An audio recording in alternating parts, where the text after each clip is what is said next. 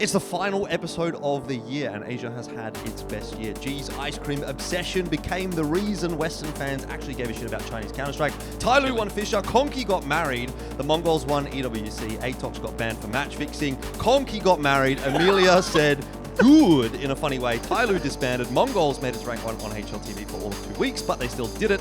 FlyQuest forced Dexter to become a real estate agent, Conky got married, Senzu decided he didn't want to be the best player in Asia anymore, so he said, I'm just going to take a break. While the Mongolz were at the peak of their power, somebody maybe matchfixed, but it could have been anybody, who knows. MESA ran the worst event of the year, Conky got married, Controlez became a 28-year-old superstar and then dropped a .46 rating in the major quarterfinal. Extremesland is still good, and that's what we're here for. And did you know, Conky got married? That was Asia's year in review. Can you tell Jordan's upset that he didn't get an invite? So, Yeah. you got married to Emilia. How was that? It was a pretty beautiful day. We didn't really understand each other too much, but we got there. The inside joke is obviously Conky's partner's name is Emily. She's a lovely lady. But look, Not at if you all could like get, Emilia. If you could get married to Emilia, then you probably would. Some people probably would. That's true. I think so, yeah. Probably not me. Anyway, What would his You're not into vows that be? kind of thing? His vows No. would be good. Yeah. Good. Yeah. Good Look, morning.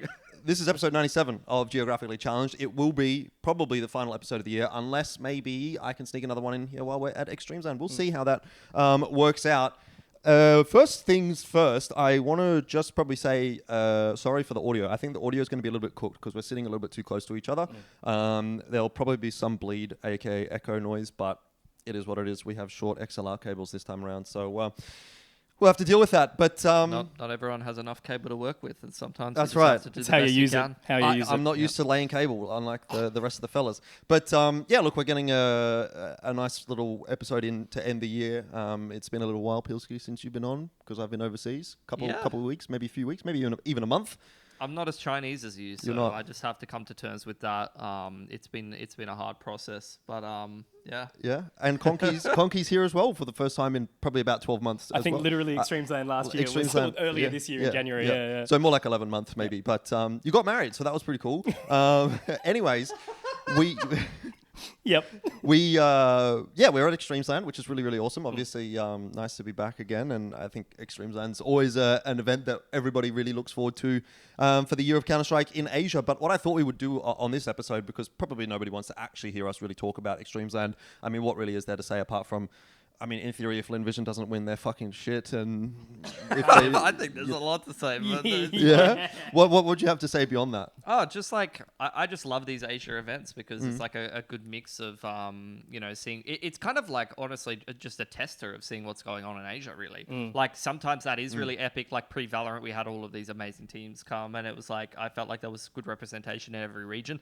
Maybe we're not in that exact position right now for Asia, but like actually I've been watching some Asia events lately. It feels like there's some good Filipino talent coming through. Yeah. It feels like there's a couple of Thai OGs actually doing some stuff and playing some pretty decent CS at the moment. So, like, yeah. And then, obviously, you got, like, Team Nemesis Asia, which is kind of like this SGMY mixed team with some interesting players in there as well. A couple of Philos on there as well. Yeah, so it's like... yeah, I think it's an interesting event to kind of get a test of what's happening in Asia. It actually gives you a good representation. You got some like Indian mixed teams and like deep crosses like a SEA, like Russian mixed team kind of thing. Yeah. It's cool. And the craziest part about last year was like no team that was favored to win it actually did anything. They kind of just shit the bed, and then we had EXO have this like hero run from MENA, I believe it was, and that was awesome. So it's always fun, this event. Yeah. Possibility the same thing will happen. I mean, that GG Hao team looks like a team that could potentially win it. But look, in my mind, realistically speaking, the only teams that you really need to care about this event are Lynn Vision, Rare Atom, GG Hao, Chinggis Warriors, Rooster, and maybe Eruption. And Rooster, like hopefully that like dead team hero run, with some players leaving and stuff. So. I would like to see like Deep Cross or Nemesis do something, but I don't necessarily think that they're going to quite be up to that level. And then, the Vietnamese team, the Korean team, and the Japanese team, I don't have a huge amount of hope for necessarily. But I think it would be a good event, yeah, definitely. But look, I don't really want to talk too much about Extremesland because I think it's not that interesting for people necessarily to hear us talking too much about it. Extremesland.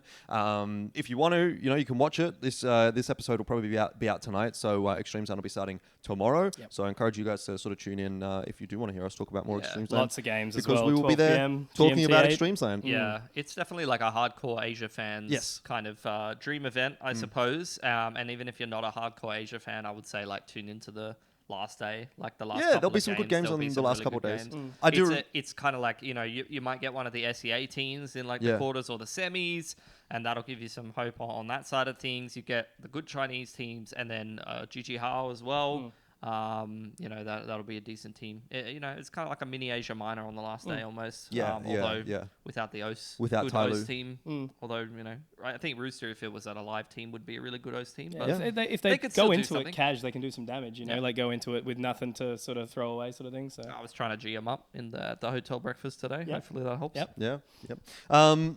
Yeah, tune in, obviously, especially on those last couple of days. It'll be fun. But let's talk about Asia. Let's do like a little bit of a year in review. I actually did one of these on my own, a solo video that'll be released in maybe today or tomorrow. But I thought it'd be fun to do as a group as well. And I've kind of like listed all of what happened this year. And we can just go through a couple of the topics and have a bit of a yarn really to wrap up the year. And I think the way I want to kind of start this off is by saying that I feel like this has been Asia's best year, but in some ways I think it's also been Asia's worst year. There's been a lot of good that's happened this year. We've had a lot of big wins.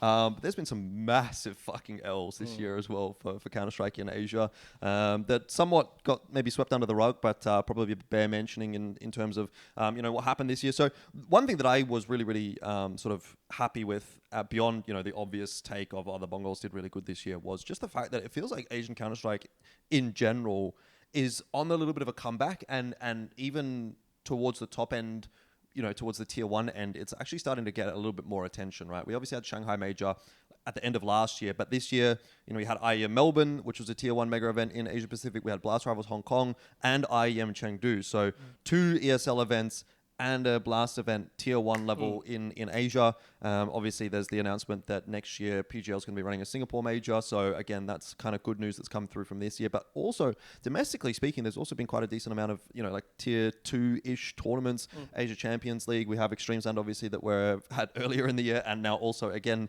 at this event. And then the Defrag Invitational, things like Skyesports, CEGC. Yes. So I feel like there's been actually quite a smattering of tournaments for Asian teams to kind of compete in, but also for fans of Counter-Strike in Asia to just enjoy at the top level, which I think generally speaking has been a big step up over previous years where it really hasn't felt like there's been quite this much happening in Asia. So I think we're already going in the right direction. If we're going with like a good, bad and ugly approach for this podcast, I put that in the good category.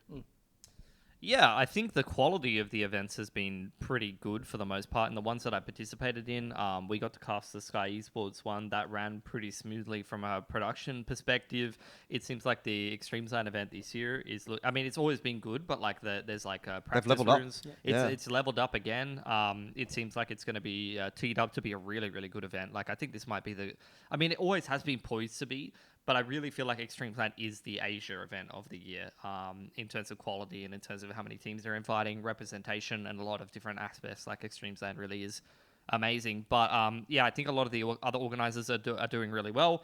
And as you mentioned, it's kind of crazy that we got 2 APAC-based events. Like we got CN and Oz in the same year, because usually that's the same slot that they're kind of competing for. Yeah. So I think Melbourne's now competing for the slot with Rio. Basically, it's going back and forth between Rio and Melbourne. And we were just so lucky. Like that grand final, I don't know about you guys, was incredible to watch, right? And just everything about it felt really, really good. The crowd was amazing, things like that. And even so, like some little events like popping up like that AOC Masters and that Samsung That's true, Odyssey thing. There's a couple of like tier 3, 2E sort of events that are still like trying to enter in, which is great because if you've got like more of those main businesses trying to play around as well, like, that's good. The ASC Masters one was one I got to work. That was pretty decent as well, honestly.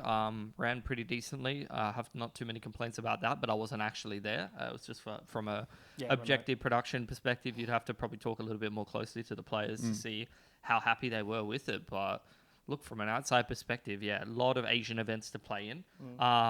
I'm not sure it necessarily warrants the interest. Like the viewership isn't crazy for a lot of these events, but it feels like there is a lot of events being put on to a pretty decent standard at the moment. So I think from the players' perspective, it's really, really good. And from a fan's perspective, for a hardcore Asia fan, there's plenty to kind of keep an eye on. Which, like, at least for me, being a pretty hardcore Asia fan, I don't know if you feel the same for you guys, is like, I might not watch every game, but like it helps me kind of like put together my whole idea of like where the scene is and like how teams are doing and stuff like that. Like a team like Semperfi just won the Samsung Odyssey was it one? Yep. And Ground Zero came fourth or third. Yeah. And then at this event, there's not going to be as many Oceanic teams. So like, yeah, it's kind of cool that there's like different events going on. Like we had that Skyesports one where Team Nemesis did pretty decently and Deep Cross did pretty decently at that. So it's like, yeah, it's kind of cool to see multiple chances and multiple events for teams to kind of get their feet wet a little bit and get an idea of who these guys are and actually start to build up their stories, because it feels like there's just not that opportunity the last couple of years to actually do that for a lot of the teams that aren't qualifying and participating in the tier 1 events. Yeah, I don't know if that's like a byproduct of the VRS system, like that all these kind of tournaments are coming back, or if it's just kind of happening as a result of whatever. I don't know, like all these little some of them aren't even VRS together. though. Like some of the ones we've been doing Odyssey are not I don't VRS. think was VRS No, I either. don't think it Extremesland is not VRS. Yeah. We're just lucky enough that some of the defrag ones are being VRS as well. But I feel like, that's the next step. Like next year is that these kinds of events are all VRS. Like Extremesland, I don't understand why Extremesland is not VRS. I'm not privy to the reason why that was not given VRS, because to me it seems like it's a perfectly capable, you know what I mean? Like cash event as opposed. I think it might be because it's. From what I remember, it might have been something to do with the qualification system. Like you got to invite X amount of teams, whereas Extremesland's obviously it's more regional based. Qualifiers. So there's something to do with that potentially. But like Extremesland, if it was VRS, if the Samsung Odyssey things VRS, if AOC's VRS, Skyesports was VRS, Asia Champions League was VRS. Like then you, as you say, Pilski, get a pretty good idea of where a lot of these teams are kind of hitting in terms of a relative level, which has been difficult in the past, and it's certainly a concern I think for a lot of the teams that are even here. I was talking to Impression from Nemesis, and he's sort of like, well, it's very hard for us to get VRS points because we're not in ECL. How do we get into ECL? Well, VRS points. How do we get VRS points? Well, we've just played at like half of these tournaments and half of them are not VRS ranked. Extremesland here, we're here, but it's not VRS ranked. So it's one of those things, definitely, but I think we're kind of pointing in the right direction. Domestically speaking, at least. So that's a really big win, in my opinion. What about results this year? I mean, like for Asia, just in general, we don't need to talk necessarily domestically, but even internationally, there's been some really, really big wins. Again, obviously the Mongolz grand final at the Austin Major, won EWC. Lynn Vision made stage 3 at the Austin Major. Tyloo won Fisher. Mongolz took number 1 on the HLTV and VRS ranking. And yes, it was for maybe a month on VRS and 2 weeks on HLTV, but they still got there. It happened. It happened. So overall, I mean, those are, I think, again, results-wise, probably the best year of Counter-Strike that we've ever seen in Asia. I think to go back in time, you'd probably be looking at 2018 Tyloo or Renegades making top 4. And Mongolz has obviously eclipsed both of them. Lynn Vision eclipsed what Tyloo was able to do by making it to stage 3.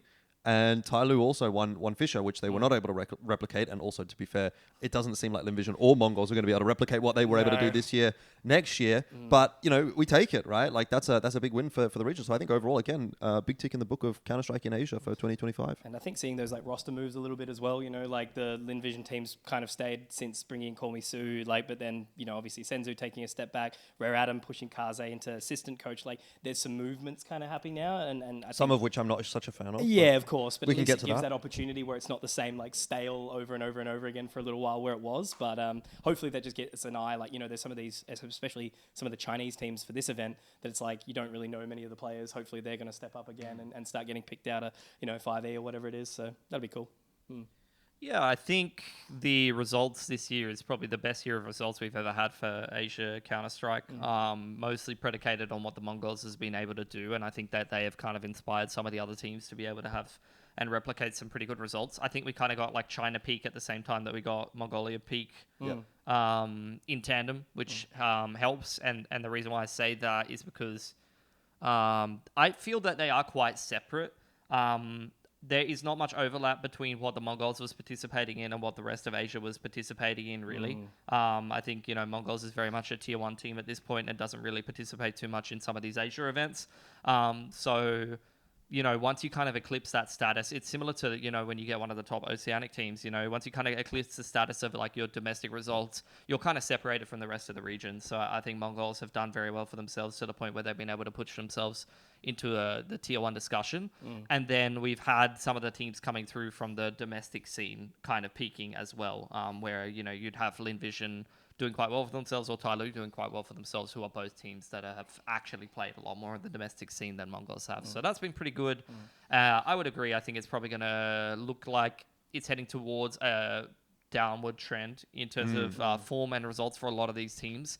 But you know, it's good. The potential is there. There's a lot of good pieces still kind of moving around. And so I think, like, we'll see what happens. More so even on like a personality front too. Like we're actually seeing a little bit. You mentioned like the G ice cream thing, Emilia right? and Jee. At least they're getting into that limelight a little bit more. There's eyes back on it. Like it reminds me of the Dick Stacey thick, hard and pumped kind of thing, right? You see that one interview, no one gives a fuck about your region. Then all of a sudden it's like, funny, you know, like we're gonna follow that, join that. We want to watch their games a little bit more now.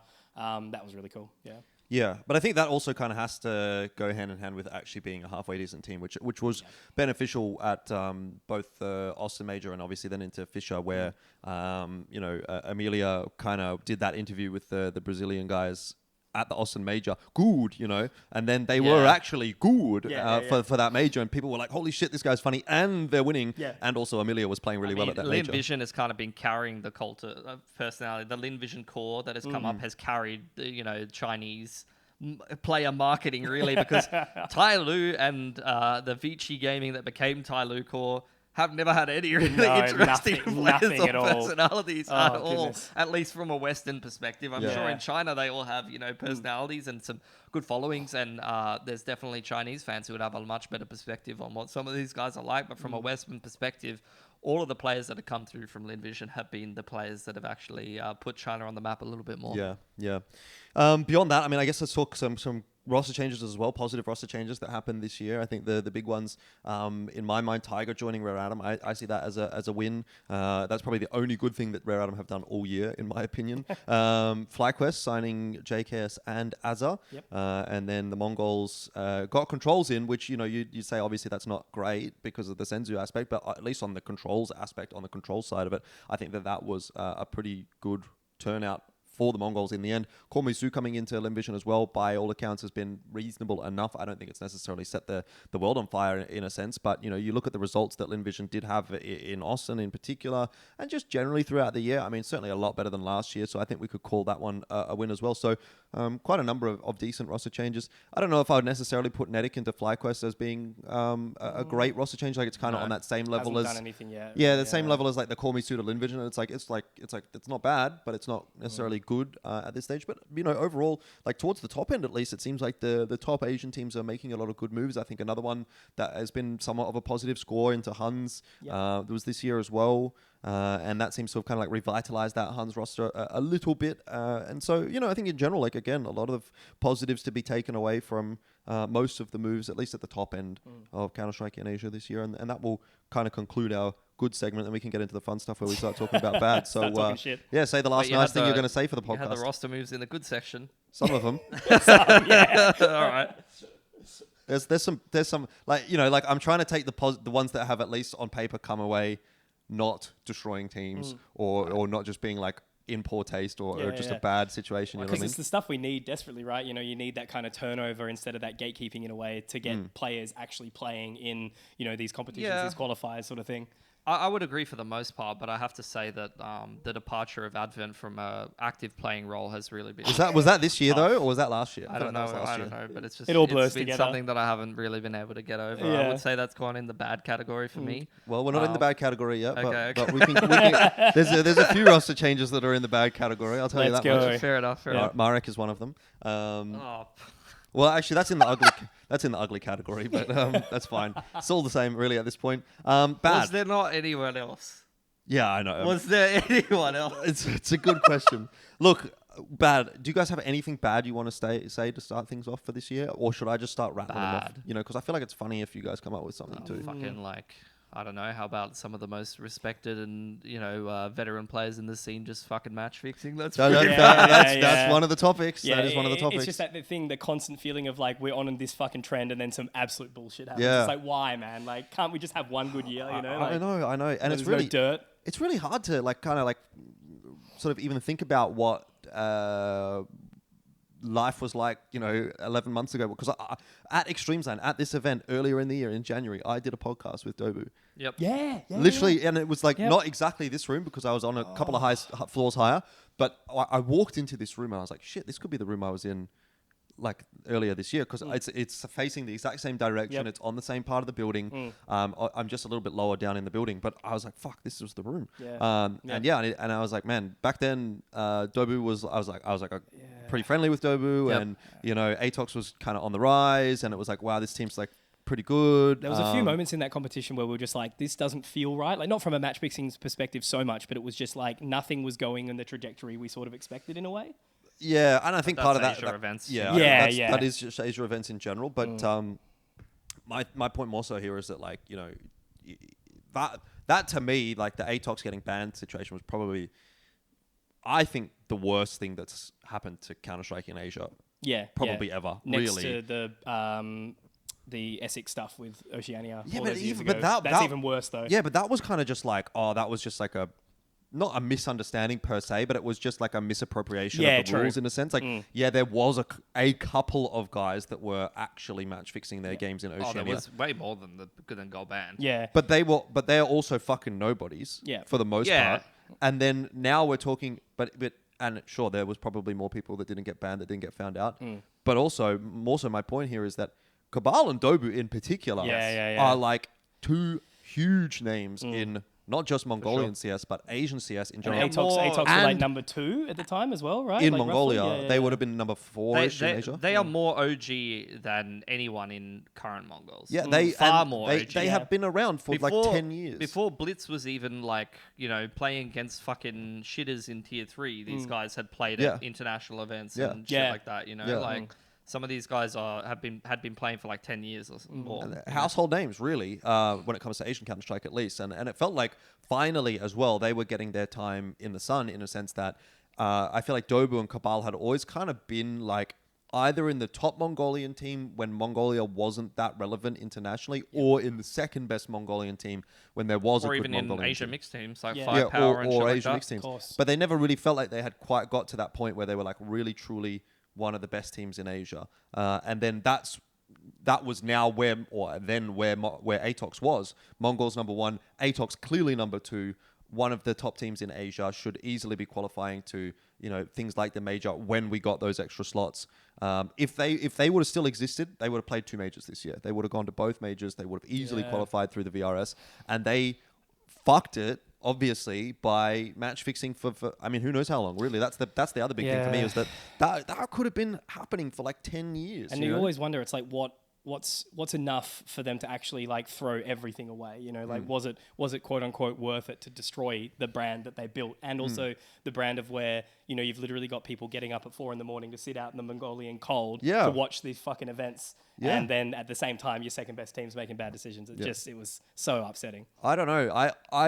Look, I haven't spoken to either of them since that news came out, and I haven't really delved into that topic with any Mongolian people too deep. I might talk to Kay about it a little bit here, just to kind of get the down low on what's happening with that situation. But I gotta be honest, I gotta feel like for them, there has to be some level of regret. I think, Sure. They may have made generational wealth. It's a possibility that they never have to work again. I don't know how much they would have made and whether or not there was any actual financial repercussions, or if it was just like you're banned from esports. Yeah. Or is there criminal behavior? And all the money's still theirs, or has there been some kind of like a criminal I don't know what's the word, anything happening in Mongolia with the police and whatever, and have they done any sort of sentencing or anything like that? I have no idea. But let's even just taking the money aspect out of it, and sure, I guess if you made generational wealth and you don't have to work again, then maybe they'd be like, yeah, whatever, we got away with it, fuck it. But you also, in a sense, have like worked for years for your entire adult life towards a goal of being a good Counter-Strike player, and sure, some of it was to match fix, but I have to imagine part of it was genuine, that they wanted to be at some point in their life somebody in Counter-Strike, and they were very nearly at that point. They were kind of at that point, and then that's when everything happened. So I can only imagine that they look back on it with regret and think, especially when these majors are happening, like we could have been at this major. It could have been us instead of Chinggis Warriors and then the Huns, or even probably they could have been in contention for those slots that like Tyloo had as an auto invite slot. They would have been up there in terms of the VRS at that point. So I don't know, like there was an alternative way to make that money, and that was competing. They could legit. have even gotten better than that. Like they could, for me, whenever I would see like Atox play Tyloo or Lynn Vision, they were not that much worse than them. They could be just as good as them. Yeah, sure. they definitely had their moment in the sun. Some of those teams. Yeah. And if you had except when they were match fixing. Yeah, I mean, yeah. There was obviously those games where you're like, why is Atox this bad? Yeah. And then now it makes sense. It all makes sense. At the same time, though, and I'm not saying anything about the current Chinese teams, but there's plenty of Chinese teams in the past that I've been like, yeah, this is a bit weird. Yeah, 100%. Invictus for sure. And there's plenty of teams. Yeah. So yeah, I don't know, like. Yeah, they could have been even better than that. I feel like not even just getting like the auto invite and maintaining their spot, but like that was the whole thing. It's like I feel like they were in the same, like I said before, where Mongolz has just eclipsed the whole Asian scene. I think that they were like, it was like Tyloo, Atox, Lynn Vision, all in the same discussion for me. They were all like the top of Asia. Yeah. Who can follow in the Mongolz bro Summers shoes sort of thing, yeah. Yeah, and look, if we're going to talk about Dobu and Cabal match fixing, I guess it's probably bears mentioning somebody as well. I don't think there's actually been any kind of like official word to say that he was match fixing from anything like ESIC or from who knows what, but the rumors / evidence seem relatively clear to me, and the fact that he's just kind of disappeared as well and just fucking pieced out, it doesn't exactly scream innocence in my mind. And based on watching him play for many years, I'm not that surprised. Oh man. He's never. No, he was like a cerebral player in a way. But yeah, like I have. It's kind of sad because I have very fond memories of casting somebody for many years. I mean, it's the same thing as Dobu and Cabal, right? Like there was certainly at some points in his career and his life where he genuinely was trying to be as good of a Counter-Strike player as he possibly could be. At some point, he might have been the best player in Asia. Yeah, like literally on Tyloo, like when he was like playing against international opposition or playing in Asia events, Tyloo would always play against like Renegades and the best Greyhounds, the best Oz team. Like he was very, very good. He's a very fucking good player in Asia, maybe the best player in Asia at times. So yeah, it's pretty sad that he's kind of like tarnished that legacy. Because yeah, he was a special player. He was very entertaining to watch, very hyper aggressive. Would break the rules all the time of like what you're supposed to do in a situation. I've seen him play tier 1 teams and be the B anchor on Mirage where you should be jump spotting and instead he's pushed 10 out of 12 rounds into He's walked B-ups. through the bottom Inferno Nana Smoke, something like that. The round that lives rent-free in my mind is playing like Fallen's SK at the peak of their powers, and they got a best of 1 upset on Mirage. And it was before people used to do this. This was totally not a thing. The T's did the top mid smoke on Mirage where they're running the mid default, and he just walked up catwalk into the smoke and waited for it to dissipate, and like the Brazilians just walked past him and he just shot like 2 people in the side of the head at like 14-15 or something. Like it was crazy. The 30th round. That was at IEM Sydney. Yeah, like he's a very memorable player. So yeah, it really just fucking sucks that he's got all these allegations that I mean, I'd probably put my money on them being true, you know. And I kind of wonder how long that kind of has gone on, because he's had a very long career for more than 10 years of playing now. Yep. But similar to Dobu and Cabal, maybe not even similar to Dobu and Cabal, he's definitely past his prime, which is, it tells you the talent of him as a player, because even him past his prime, he was okay as a player. He was still a decent player. But yeah, I guess, I wonder if it's a recent thing or it's been going on for a long time. But yeah, it just fucking sucks as well. I'd say it's probably gone for a long time, would be my take. Anyways, that I think is probably the worst news of the year, and maybe even tied for the worst news of the year, or slightly second worst news of the year. I think was Senzu taking a break. Again, like if we're talking about worst things to happen to Counter-Strike in Asia ever, a lot of the top players match fixing, you probably can't beat that. But also, the generational star player best in the region in a decade or maybe ever player deciding to retire when he's at the peak of his powers is probably up there. And look, who knows if he's retired or taking a break, if he'll come back. If he does come back, is he even going to be as good as he was? Do you ever recapture, as you like to say, Pilski the lightning in the bottle in this instance? I don't know. I feel like this is just generally bad, unfortunately, for Asia. Senzu taking a break from the Mongolz and couldn't have happened at a worse time, really. You know? Well, in a way, Controlez was a very good replacement for him because he had a Exactly. Senzu playoffs performance. He did. It's true. Yep. It's true. Very good. 0.46 or something, wasn't it? 0.46, I think it was, yeah. Oi, oi, oi. But I got to admit, though, like for the shoes that Controlez had to fill in that time, he did very, very well. It was just that lack of consistency, that lack of exposure at tier 1, because like those 5 players on the Mongolz, you know, any of them could have a pop-off game, any of them could sort of, you know, not do as well. But like trying to fit into that and trying to, be the team that has so many eyes on them. Joining that would be so tough. Yeah, it's just he's just irreplaceable though. Yeah, Right. I think there's so much talent in Mongolia. I almost want to like give myself the reach around and tell myself like, oh, put Score in the team, he'd be as good. But it just doesn't happen. Like there's many players that are good from Mongolia, but like to be good in tier 1 is it's similar to the Nedic thing where it's like, you know, Nedic is a fucking farmer in domestic, and there's plenty of players in Mongolia that look like they could be that good when you watch them domestically, but actually performing in a tier 1 tournament and being good enough to beat the best teams in the world is just like, you know, there's only a few players who are good enough to do that. Yeah, I mean, that's why the Senzu topic is in bad, the Controlez topic is in good, because I think, generally speaking, Controlez was decent. Yeah. But still, you know, not having Senzu is not having Senzu. And I mean, it makes you feel like he just doesn't want to play CS anymore. It seems like it, because like he's had some other offers from international and stuff like that, hasn't he? Well, as far as I heard, he got an invite or an offer, or at least a conversation with Navi. Yeah. And also being like the national team of Mongolia with like so many eyes on you and stuff, it seems like a pretty insane time to step down. I can only imagine that it's just a situation got the better of him kind of type thing, where it's like, this is too much. This isn't really what I signed up for. Outdoor boys quitting YouTube. Yeah, I just kind of wanted to play Counter-Strike and I wanted to be good, but I didn't want to be like a fucking national hero. Everybody's sending me fucking death threats when I lose. Everybody loves me when I win. You know, like I don't think, you know, that's not something that everybody wants to sign up for, you know, and that's totally fine. Like, unfortunately though, that's just the nature of the beast of competition. It's like when you get to that level, it kind of comes hand in hand, right? You know, I kind of respect the fact that he's kind of gone, look, it's not for me. If that is what it was, and sort of recognize that before he just fucking imploded, basically. And to be fair, I'm sure by this stage he's already made enough money to live a really comfortable life in Mongolia. Like, these guys won $500,000 playing fucking EWC. You know, that's just one tournament. So he's probably making... They won Thunderpick as well, didn't they? Yeah, they won Thunderpick last year. Yeah. They're making sticker money multiple years in a row.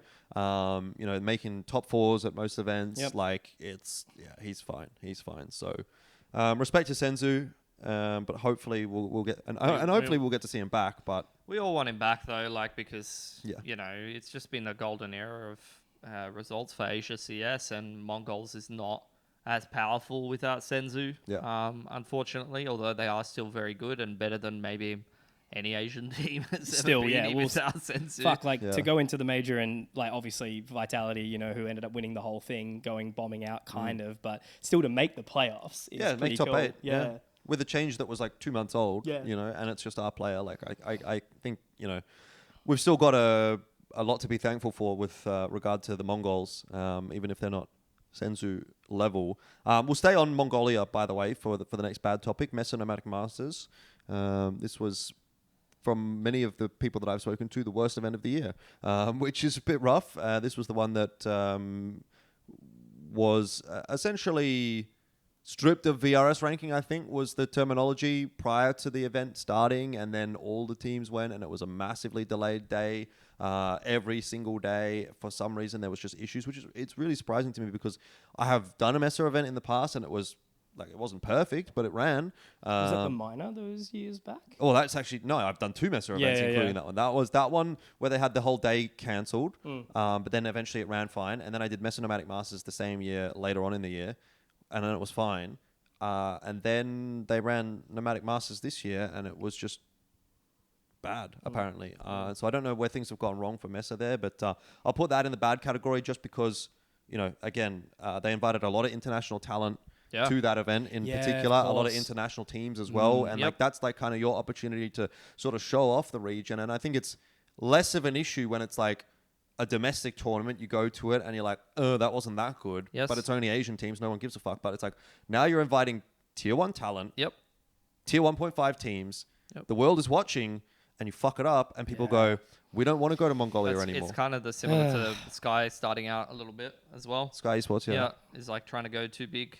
Like and not they being, had their power outages or whatever, didn't they? Stuff like that into that yeah, tournament, I think. it's more just general approach. Like they've scaled it back, and now things are going better. Like I actually thought their last event was better. It had the biggest team there was big. They had like another tier 2 European like mixed team from France, like Musketeers. tier 3 probably. Yeah, Musketeers, which has like all the old French names like Duvek and all those blokes on it. Yeah, right. And I thought that ran a lot better. So yeah, I think for MESA, it's one thing to run some decent events when there is actually not that much competition regionally, but you've just put on the worst event of the year potentially.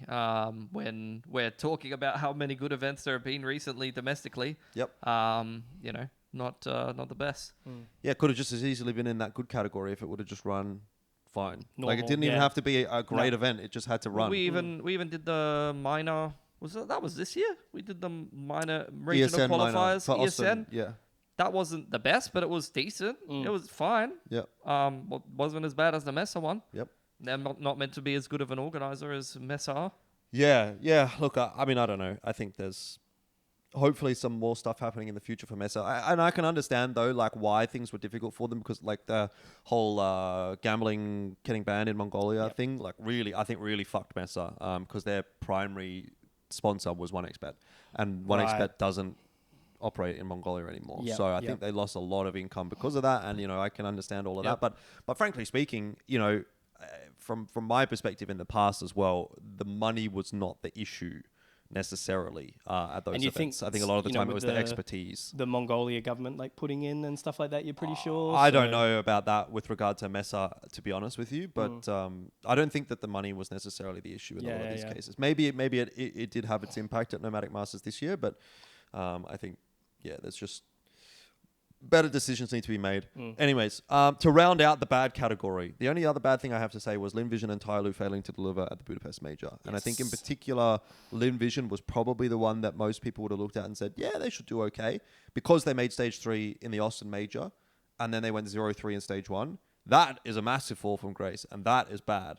I think we all didn't expect them to go to stage 3 again. That was an overperformance. There's no question about that. But I at least expected that they should be getting out of stage 1, and they were unable to do that. I thought Tyloo starting in stage 2, it was going to be a hard ask maybe to get out of stage 2. I thought they could do it, but they also kind of undelivered. I think they only won one game. Map. Yeah. So overall, a little bit disappointing of a run from China in general, actually, at the major, considering Red Adam also went 0-3. And the only Asian team win, I think, outside of Oceania with FlyQuest was Chinggis Warriors beating Lynn Vision. I think that was like one of the only actual series wins. That sounds right. Which sucks. Chinggis Warriors got... sorry, you mean the Huns? The Huns got one win. FlyQuest obviously 3-0 the opening stage. And then got shit on in the second, Tyloo won I think Tyloo didn't go 0-3. Tyloo won a series, whether it was a BO1. I think they won a BO1. Yes. Off the top of my head. So they won one. It was one of the like fuck your pick'ems moments sort of thing. And then the Mongolz made it out of stage 3, so there's that as well, I guess. Every Asia team took a step down. Yeah. At least. Yeah, that's true, except for FlyQuest. FlyQuest was the only one that took a step up. But it was so weird, because like our performance for FlyQuest against Brazilian teams in general, just like Australian teams versus Brazilian teams, I think the record at one point was like 14 of 16 loss or something like that. To go 3-0 and especially like decimating Fluxo, and then you've got all this confidence, all this excitement, and then to just fall away against teams that you've been competitive against in the past. Like we always were competitive-ish against Europe. Like they were still better, but it was more exciting. Whereas you looked at a Brazilian matchup and you were like, fuck, we're going to lose again. So it was such a weird shift, and I was hoping that it was like a bit of ASA momentum. But look, wins at the major, making through a stage is still good. Yeah. I don't think there's too much more to really say about that major. Obviously, we've talked about that pretty extensively, just in general with regard to Lynn Vision and Tyloo and the Mongolz and whatnot. So we can move on to the ugly. I don't even know if you guys really remember this one, but Skyesports Souvenir, when it got cancelled at the start of the year, that was supposed to be quite a big sort of tier 1 event in India, and then it just sort of like disappeared kind of thing. It got delayed or there was like no announcement, no teams, no nothing, no information. And then like, I think it was like maybe 2 to 4 weeks out of the event, it was like, oh, it's not happening. Was that the $1 million prize pool one? I can't recall. It was either $1 million or $500,000 or it was a big money one. Big sum, yeah. And that just kind of swept under the rug, which the reason I put it in ugly is because like, I don't think it was a bad thing necessarily that it got cancelled, actually. I think it was probably a good thing that it got cancelled. And it did lead, as we sort of talked about in that good discussion, to some better direction, I think, for Skyesports, which is something that we spoke about a lot on the podcast back last year and earlier on this year, where we were like, these guys are trying to do too much too soon. They're not big enough. They're not good enough. Do some smaller Asia-based events, get the reps in, and then build sort of the trust. try to build it in the direction of building a mega event. I don't understand. Like, I think that they're either new to the industry or they haven't been paying attention to what's going on, because all of these TOs that are like at the top, they didn't just like fucking spawn in 2 minutes ago and then say, let's fucking put on an IEM, you know? Like, they fucked up for over a decade, or fucked a lot of stuff up and continue to fuck stuff up. But the people that have been through that are all now very proficient at what they do and have the expertise that they need to be able to run these big events. They don't just spawn in one day and fucking put on $1 million event. Can we just say even Extremesland? Yeah. Like, we're at Extremesland right now. I'm not here to talk shit about Extremesland, but when we did Extremesland in 2019, fucking hell. It was a struggle. And it was the funniest fucking thing, because for me, that was like my first big international event. And I get over there and I'm like, you know, I've worked some ANZ champs. It's like, okay, it's going to be a step up. And then we get there and it's like, wait a minute, we can't even fucking hear our production. Oh, I missed that. It was cursed, yeah. Our producer slurping his noodles in our ear while we're casting. Oh my God. Then I complain about that, and our handler goes into the production room and he says that 1 or 2 of the production people are asleep and the other guy is slurping noodles. That's the English production team. The production room is like 40 people or something. 37 of them are working on the Chinese stream, and the 3 people working on the English. Because we were piggybacking off the Chinese broadcast, weren't we? So there wasn't even like translation through. I think we had like a guy like holding cue cards like behind the camera and shit. It was so so there's growing pains, definitely, is kind of my point. Obviously, last year's Extremesland was way better.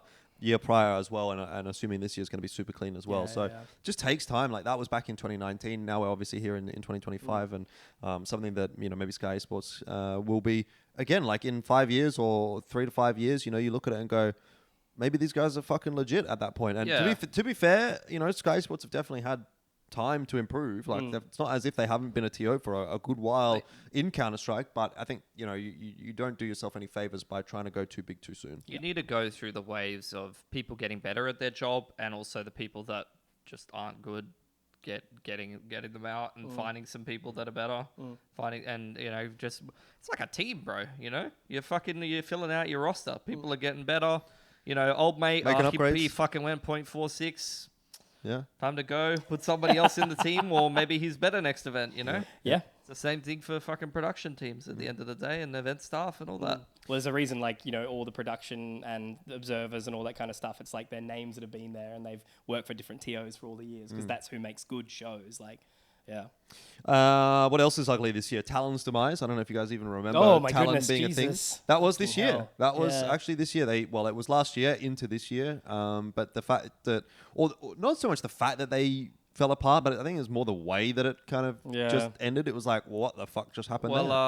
Because when did the CS team disband? Like, from a Talon perspective? Like January, February. Yeah, so it was the start of this year, and then Talon's obviously downfall has been very interesting into the. Well, there's a more recent demise than that. I don't know if you've been keeping your eye on the news. No. So Talon was one of the teams that were a franchise team in VCT Pacific. Yep. Right. And they lost their spot in VCT Pacific with all of that news about borrowing players. money and stuff like that. And now Full Sense is going to take their spot in VCT Pacific. I've seen that, which is thankfully like most of the Talon team, and then I think there's only like one player that's been moved from the Full Sense roster or something like that. Oh, it's just Cruz going to a coach role, and then they're putting Leviathan in the team. That's right, so Leviathan keeping the whole team, keeping a full Thai team, which is great. Yeah. But Talon in general as an organization, I would say, they've had some good highs already. They've put together some good stuff in terms of what they've been able to produce in Valorant. they had fuck, like even just putting an Aussie team in Europe and putting an Aussie team together, fucking great. Like that made a lot of people super happy. They've done some great stuff, and as an organization, I credit them for the vision. But it seems like, Wasn't behind the scenes, the foundation was not good, perhaps. Yep. Little bit ugly in the end. Yeah, but not necessarily bad, but just ugly. What it did do is it kind of led to some more positives, I guess, with Addict and Hazard in Semperfi now and starting to look a little bit better. And, Nomadic obviously ended up in FlyQuest as well. So I mean, all of those things. Oh, and Azza, to be too. fair. Yep. All of those things would have happened. I mean, Azza maybe less so, I'm not sure. But all of those things would have happened without Talon anyway. I'm pretty confident. Yeah, but if they were still in Talon, is my point, it would be right. different. Yeah, okay, I understand. So who knows where that Talon team could have gone? Maybe not anywhere because of VRS and how they couldn't compete in Europe. And obviously that whole situation kind of ugly. Because they did try. They did really give it a go. You know, and tier 2, tier 3. Exactly. You got to give them credit. But like there's just no avenue really for that it's international not the mobility right, in Counter-Strike. It was not the right approach, though. Like, we've seen that already fail. We had Extreme Mums. Yep. That was great. And I'm not talking about, like your mum's group that goes to the park with all the kids and stuff like I was that. thinking of a different kind of... Yeah, mums that do parkour or something like that. Yeah. That was still... Parkour. That final map, though, on Inferno, I think, for the minor, was, like, the worst thing I've ever watched in my entire life. Like, that was grinding in tier 2, 3 Europe is not good for that kind of project. Like, you're wasting your money, I think. I think, you've almost got the antithesis to that, which is Semperfi. Yeah. Like, you had the Talon, big money bags, chuck all the boys in Malta, let's have a personal chef and all that fucking shit. Yeah. I mean, I kind of appreciate the Semperfi approach. I think if Talon would have gone down the Semperfi route and just done it with the money that Talon has... and the team that Talon had, like you could have actually got somewhere in regards to like building VRS points. That's the whatnot. thing with these, like a lot of these esports organizations, though. Like I feel like they just want to be the best from the They start. want to do something like that's too much. Like you're trying too hard, bro. Do you remember Kings? Like came in, dumped like $1 million and then fucked off in 5 minutes. Like we could have run 4 teams with that. yeah, legit. Yeah, we could have 4 teams going right now. And more the worst, than that, like more than 4 teams. It's Kings, and then it's like funded order. the whole scene. In that whole time, it's like you've set this standard where players are like, I want to get paid fucking 6 figures a year to play Counter-Strike in Australia, and it's like, what the fuck are we doing? Sustainability is such an important topic that is a topic for another entire podcast. All right, well, moving on from Talon, FlyQuest benching Dexter, I thought was kind of a little bit ugly. I don't think it's necessarily turned out to be bad. I don't think it's turned out to be good. I just think the way that it kind of happened was a little bit unfortunate. It seemed like obviously Dexter was pretty blindsided by it. Yeah. And what? Is that me? Conky's getting a phone call. No, it's an alarm, is it? Oh. There you go. Conky is married, by the way. No, I'm not. Never mind. Not when you're in China. What do you guys think about FlyQuest? I brought her benching? here for a That's reason. a throwback to Extremesland 2019. We had a guy soliciting outside our hotel. that is- I told him yes. I was married, so he would leave me Leave alone. you alone, yeah. Even though I wasn't married, and he said, "Where's your wife?" I said back. She said back in Australia, and he said "Okay, she's not here. we're on." Yeah, he's I never actually clarified if he was offering himself or there was somebody else. I hope he wasn't was offering gonna set himself because me he was a up bit of a with. specimen. Whatever was happening in the family mart outside the hotel, it was always interesting. Went in They the were family selling everything you need to make a family. They had some sex toys in the family mart They did? at the front Condoms? counter. Yep. which Yep. is not necessarily No, needed Positive for making towards a that. family, but is what it is. Anyway. Anyway, FlyQuest and Dexter. FlyQuest and Dexter, right? Well, fatherhood, of course, is the segue here. Yes. Okay, yes. of course. He has. Hey, Had did to you know go Dexter back. got married? Dexter got married Did as he? well. Yeah, he actually did. Congratulations, Dexter. Oh, no, engaged? Sorry, engaged. Congratulations anyway, Dexter. Yeah, I think. Yeah, a bit sad. I think Dexter, his individual form at times has taken like a little bit of a dip, which I think is why like some people are not as upset about this as maybe they should be, to be honest, because he's kind of like been quite a successul player. Like similar to the Mongolz. It's like there's only certain players in the domestic scene that have been able to achieve a certain level of success, and I think Dexter is kind of underrated for what he's been able to fucking do coming out of Australia. Was it Rio Major top 4? Was it? Yeah. Yeah, with Mouse? Yes, it was with Mouse, yeah. Yeah. So that's great. I mean, he's had some of the highest highs that Australian teams have been able to achieve. He wasn't part of the fucking, 100 Thieves core. But outside of that, what he's been able to do with Greyhound's core and things like that has been fucking phenomenal. And I don't know, like, we'll see what happens with Thunder, but yeah, I still think he's kind of underrated for what he can offer a team. And yeah, he's not IGLing, is he? Not on that team, no. Yeah, so like, I think there'll be some kind of co-leadership anyway. Yeah, probably if I mid-round was to calling. put my money on it. Yeah. But I don't know. Like, I still think he could be quite a good individual player if he puts his mind to it. He's got to want it though. Like, I think this is the perfect project to see if he's worth it or not. You know? Right. Yeah. I think the whole thing that happened with the FlyQuest thing is because obviously, you know, they've Alistair's off earlier in the year as well after the Atlanta event, which was crazy.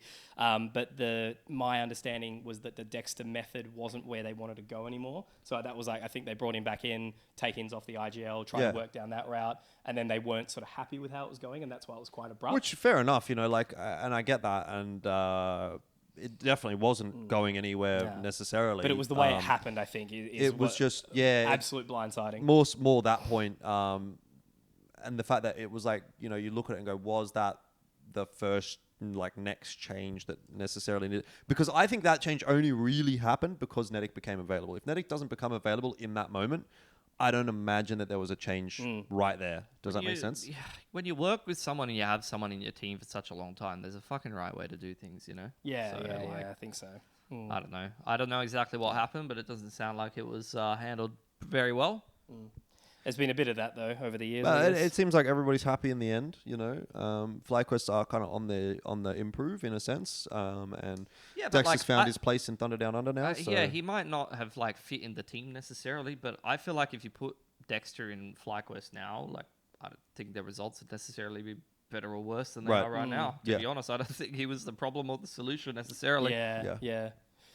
Anyways, ugly Rare Atom. Just in general. Yeah. 2025 Rare Atom. Stagnation. Don't like it. What's the direction of the team? Exactly. It feels like they're just a fucking filler. Yeah. Like, and it's disappointing. I feel like they're almost kind of wasting some of the really good talent in China, you know? Like, they've got fucking Child King and Li Hang. And Li Hang. And like... And Tiger now. And I mean, yeah, and Tiger now, fair enough. But like, there's no direction or like fucking soul to the team compared to the other teams. Like, I almost just would rather if they just fucking let Child King or Li Hang go to fucking Lynn Vision or Tyloo, because at least they're going to do something. Like, Rare Atom is just such a waste of time for me. I agree. Unfortunately, like, I initially I loved the direction that they were taking for a little while there, but and they have had some decent, you know, performances, but since then, like, this has just been a waste of a year. I just don't know really. I think that's actually a great point that you make, Pilski, because I've not really been able to put my what was I going to say here? I was going to say put my tip on it. That's put my tongue on it. I don't know. Just only when you're in China will you be doing things like that. You know, getting around. Got an appointment at the Chinese wife market later. I haven't really been able to quantify why I don't like Rare Atom, and I think the point of them not having a direction is a really kind of a good analogy for it. And also, like, I feel like they haven't had a direction for years. We can go back. Given me a direction for years. Yeah, we can go back, and like, I think the biggest issue for me is just like the general management of the team in Counter-Strike has always been quite poor. You go back to like the the 4A initial, like the initial 4As, they literally get. So they're Vici. They go from Vici to Rare Atom. Yep. They have what is now current day Tyloo. They fumble that bag. That team then goes to fucking Cyclone, which I'm pretty sure was basically an unsigned team. They then get signed to Tyloo. Yep. So they were trying to negotiate after like a decent placing in the major or qualifying for the major for a better contract or something, weren't they? And I don't know, but then you lose that team that now is basically the best team in China. You then sign a team which is half European, half Chinese. That was like for the COVID period. Fozzy and stuff. Fozzy and Corey. I can't remember which one was in Wings Up and which one was in Rare Atom, because there was Fozzy and Corey, and then there was Bloggers and someone else. Yes. Bloggers. What the fuck? Hey, dude, we got Repablo Escobar in the competition this one. And it's like, what are you guys fucking doing? And then they build this team. Kaze comes over from the previous Tyloo, Rare Atom, whatever. They put him in the lineup. Fine, that works out for a little while. Then somebody's potentially allegedly match fixing. Yep. He's replaced by Trash. Trash plays for like a week or two. then he gets fucking replaced. Marek comes in for Kaze. Tiger comes in. I think Tiger came in for Trash. Wasn't AWPing. Kaze was still AWPing. Then they put Marek in, who was the coach for Kaze. No announcement. Kaze's now the assistant coach of the team. Marek plays the major. Is a fucking bum. Like, literally. What is going on with this team? Chen King's just been signed to the team. I think that might be like a positive signing in a way. But okay. That's a positive signing? Well, am I crazy in saying that, like, there's something there with a core of Child King, Lee Hang, and Tiger? Yeah. No, that's not crazy. That's good. I feel like that's something there. Quite based. But, like, what about the fucking... fucking cunts from Bromo? Like, you're picking... Dude. And, like, you're already picking up players from this team, and then you get Chen King. Like, am I missing something here? Well, I want to say, am I missing something? Why is Summer still there? Yeah, no, you're not missing... Are we watching this team and going, fuck, Summer's a great IGL? I love the way the team plays the game. We're not. We're not, but we have at times... Have we? I don't think I have. One out of every... I used to think somebody was the problem. I genuinely used to think somebody was the problem with Red Adam because he would just be like, fuck it, I'm going to do it sideways. And then... and then just the round would just go... Yeah, that's a good summary, actually. Wherever it did. You know? That horizontal counter-strike. But then he left the team, and the rounds and the team just still look like fucking shit. Yeah. So, what's the issue? I think maybe the IGL. Has to be, but right? there's no solution to that. Yeah, there is. What is it? Get rid of Summer. Who's coming in? I don't give a fuck. Anyone at this point. No, Try anything. I don't think there's a better person you can put in that role than Summer. To be perfectly honest with you. Maybe. Maybe it's worth a try though. I think put a coach in, like Advent coach or something like that. He's not going to do it, but I think Summer is fine in that team. To be perfectly honest with you, Right. and I think Child King, Tiger, and Lee Hung, great. I think that core four is already fucking good. Why aren't they? How are we shit? Yeah. How are we shit with That's that how team? it's like watching a car crash. Like I hold that team up next to Lynn Vision or Tyloo. I'm like, this isn't that much worse.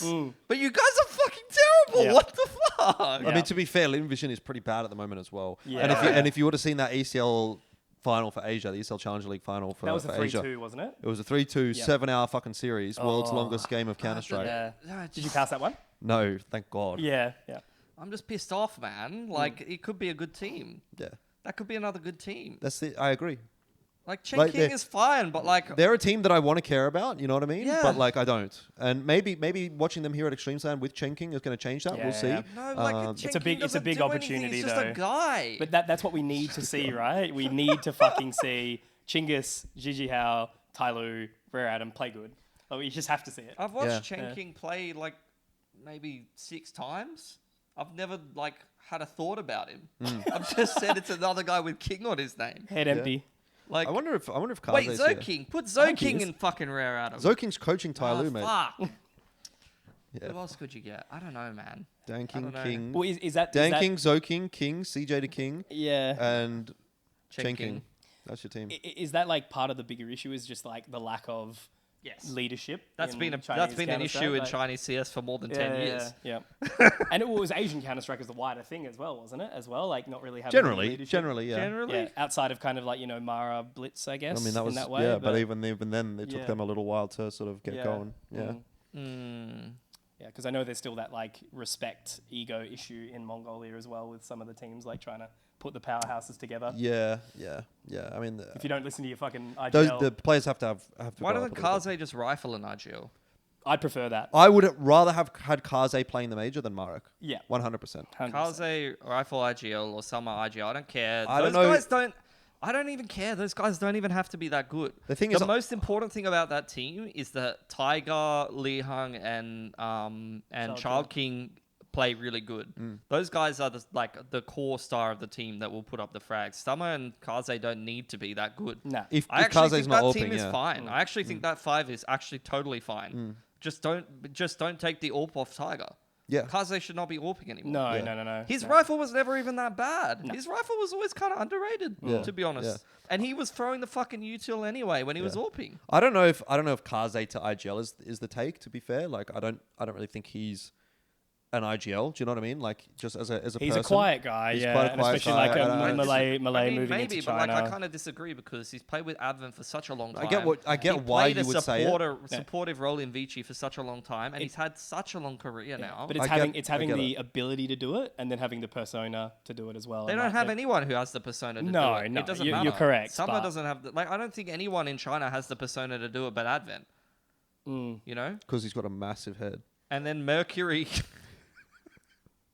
Mercury just randomly decided one day to do it. Like that's what they need to do. Yeah. Like I don't care who maybe wants to do it. Oh, I don't really feel like bro, Just Mercury's one doing it. fucking person. I wouldn't have said Mercury had any brain cells watching him the first fucking Yeah. game. He was literally the Straight out of brain 5e. dead Chinese rifler fucking re-peaking 4 times in a row, and that guy became Tyloo's IGL that actually broke through and had to do Good. something. You know, like who cares, bro? Just get someone to do it. Yeah, Yeah. Take control.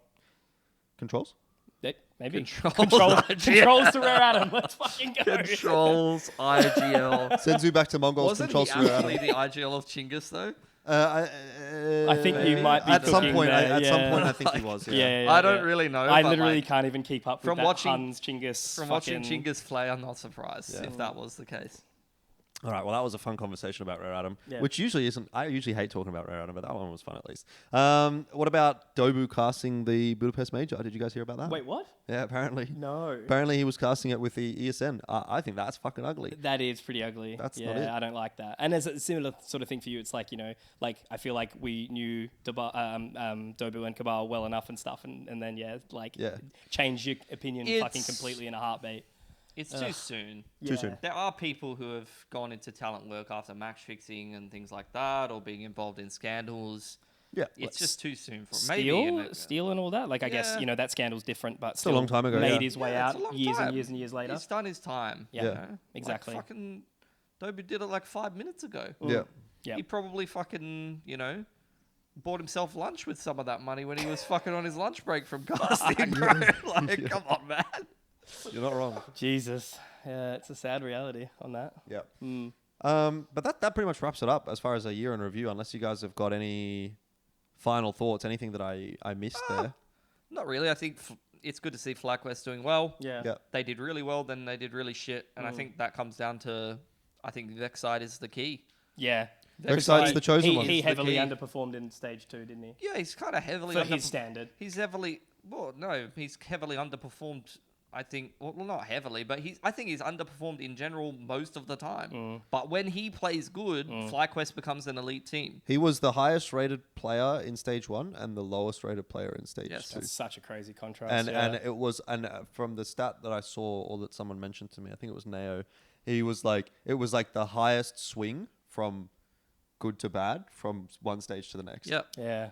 And I mean, it's kind of, it's similar to like FaZe, for example, where Brokey was like dog shit. And then he started playing good and they're an elite team. Oh, I think there's FaZe, certain man. players that have so much impact when they're playing well that they really do change a team's whole dynamic and whether they're good or bad. And I think Vexide is the perfect example of that. I thought Nomadic was going to be that player to deliver that kind of level 'Cause of I impact. think they wanted him to be, but Yeah. Vexite, hasn't was been. he the one that had the pistol clutch round as well that turned the tides in that opening game? I can't remember if it was him or not, but they won a pistol don't round know. on train that shifted that first result and allowed no, them to go that to was. overtime. I'm pretty sure that was JKS. JKS, yeah. I mean, JKS 2v1. I think on the A so side. for me, for FlyQuest, like, it's very clear JKS is just the best player in Yeah. Oceania. so like, easy. I had my questions before. Now I my remember questions. watching that first game when they played with JKS, and I think it was Inferno. I think it might have been the first map that they played with JKS, or one of the first maps, and it was certainly in the first tournament. And I watched him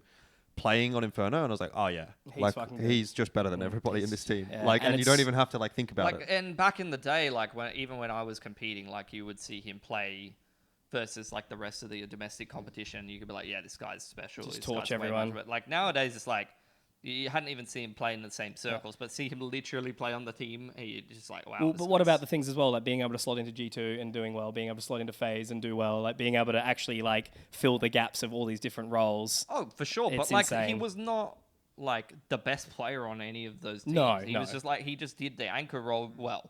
It's like, he's just, this guy he's a good role player. But on FlyQuest, like it's very clear he's actually the best fucking player. And it's been a really interesting position for me, at least, like watching his frustrations as well, like emotionally, like on the stage when he's playing and stuff, as he's been integrating into this team. I don't think it's been too bad though, like I mean, I haven't noticed anything which I've been like, that was a bit fucking uncouth, you know what I mean? Like, I think he kind of understands the team that he's getting into here. And I think he really just wants to fucking win. Yeah, no, and and just really wants to win. Respect to it, you know what I mean? Like, I have to say I'm really fucking happy to see both JKS and Azza back in an Australian outfit, even 100%. though, like, could he have a better career prospect for the next year or two playing in an international team? Yeah, probably. Like, there is probably another good couple of years for JKS as a third or fourth best player in a top team in the same capacity as what he was in, your fucking G2 or what have you, or your Liquid or Complexity, or Complexity was the dark times necessarily, but you know what I mean? Like, I think there's definitely still a world where he could do that at a pretty good level. But for us as ANZ fans, like, what's the best combination of players that we could have that could elevate Counter-Strike in our region or from our team to make them the best team? It is this team. Well, it is, the thing is, for the most part. Like, maybe, on maybe paper, it is this team, but I think there's some secret combination that of roles or like a different player. Sure, you could say, role. like maybe Dexter or an ASAP or this or that. There is like, something else that I think that needs to be done to that team to make them truly elite. They kind of remind me I'm of not saying that they need to be elite, though. Like, I'm just saying they just go back to being a competitive team at tier 1.5, and that would be pretty good as far as I'm concerned. That would be a recovery of where that team is at. It just needs to be some more inspiration to players back home as well, right? Watching them do moderate, pushing the results up and up, and it's like, okay, fuck, it is worth pushing through this horrible Australian Counter-Strike market to... They probably do need to win something to be considered better than Tyloo. After but like, if they Atlanta, I was fucking bricked up. The thing is, but like what Tyloo's done, I think in the recent last couple of months, of winning Fissure and then doing quite well at some events and even not doing as well. I probably still have Tyloo as the best domestic team in Asia. I don't count Mongolz. I think they're a tier 1 team. I would have Tyloo above FlyQuest as well. I would have Tyloo slightly above FlyQuest and then Lynn Vision and the rest.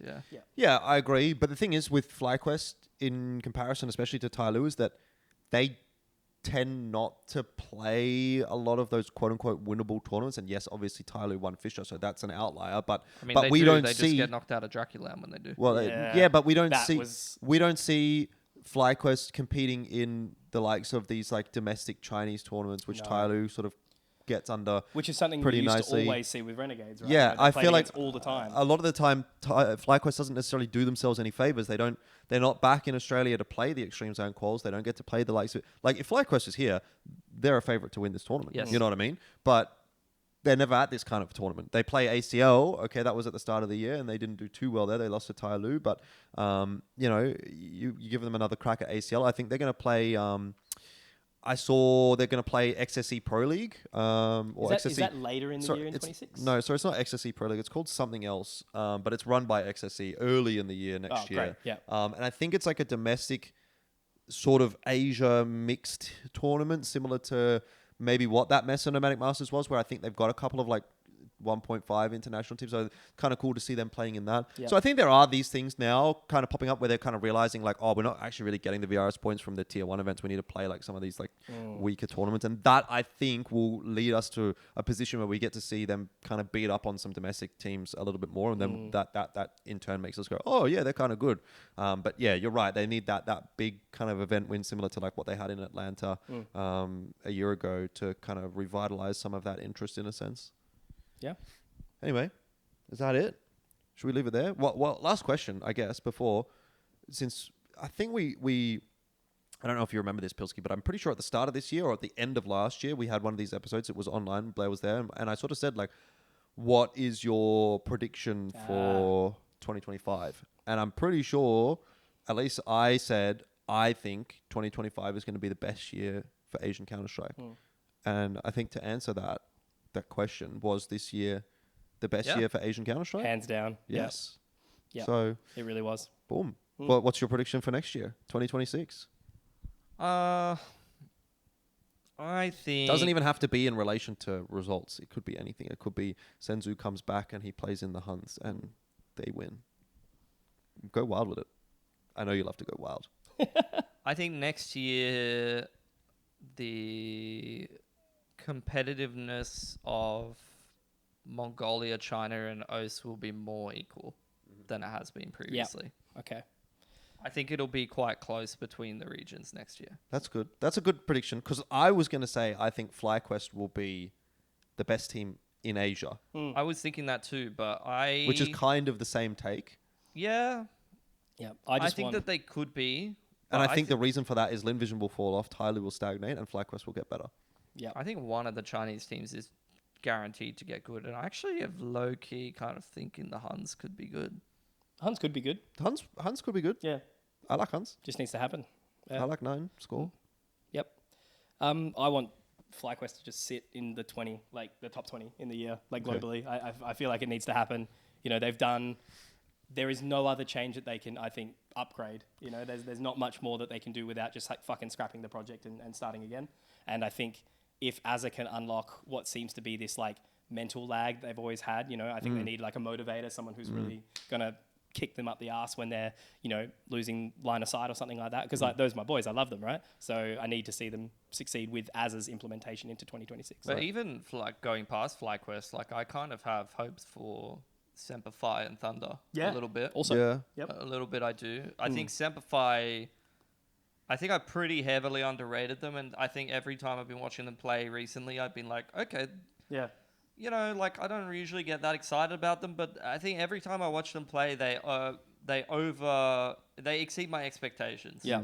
Every time I watch them play. This event earlier this year, they made playoffs, which was impressive, and then they had that little run against Gigi Hao. So they've got the pieces, I think, to the puzzle now, and with that little win in Malaysia like a week ago. I think it's a better team now than it was at Extremesland last year. For sure. If they were here now instead of Rooster, they should be a top 4 team, potentially trying to push for a top 1. I mean, I don't know that they would win against like Gigi Hao. I think looks pretty good. Lynn Vision probably pretty good. Yeah, I mean, even Rare Adam would be maybe a bit of a tough one. Yeah. But I think they would be in that combo. I thought Thunder was probably just going to pummel the region, but I think it's going to be pretty close between them. Yeah. I think Thunder look like they're a little surprised with the early results. Like I think they probably expected to do a little bit better. Easier. And maybe that's a really good thing. Like maybe they go, oh, fuck. They lost in 5 to Ground Zero, didn't they? Yeah, correct. Yep. So they lost CCT. They've had another couple of wins. They won Defrag Open recently. But I hope that's a good thing. It means that just like, you know, a 5 group of superstars in the region are going to just shit on everyone. It does not happen that way. And especially Ground Zero. I expect Rooster to potentially beat them, Semperfi to potentially beat them, but Ground Zero did catch me off guard. That was a big win from them. I think Thunder has a really good mix of players as well in terms of roles. Finally shaking up, taking ASAP and TJ out of Rooster is quite a big thing. I think, which, you know, unfortunately, it's kind of a little bit of a sad time because I feel like Juice is into Rooster with TJ and ASAP. Oh my God. Would have been kind of fucking clean. Powerful. Anyway. Saw Juices this morning. Very excited. We'll see what happens at this event. It could be a complete good. disappointment. They don't even make it out of... I don't think Rooster ever do well at these kind of events for some reason. Yeah, but they didn't have Juices. Yeah. Maybe that's the game now they've changer. got Juices. And also, they haven't basically played any Asia-based events. Really? Not really, no, because they've only really done like They've EPL. only gone to EPLs. Yeah. Like, that's the only thing. We always saw Semperfi call to these kinds of I need Terry to turn me on. Terry! Please, turn me on, Terry. Turn it on. They're going to do anything at this I'm event. sure he can. I can go downstairs and get him to come and try and turn you on. Should probably end up the episode. Close the episode. All right, look, to close it, just for the clickbait, where does Mongolz sit next year? Are they still a top 10 team? Yes. Top 10? Yeah. Yeah. Okay. Boom. Yep. There you go. Positive news for Asian Counter-Strike going into 2026. Like I said, maybe the last episode of 2025, although I hope to catch K for an episode as well later on in the week. We'll see. It's going to be a busy week, so may or may not happen, but we'd like to do our annual Geographically Challenged XK meta catch-up chat at some point. Otherwise, thanks for watching. It's been a good year. Appreciate you guys all for tuning in and And hire us, you cunts. Hire us, you cunts. Subscribe to From Elfishguy Bleh as well. Yep. Yep. Like, Bleh. comment, subscribe. Yep. Buymeacoffee.com/Elfishguy. And did you know Conky is married?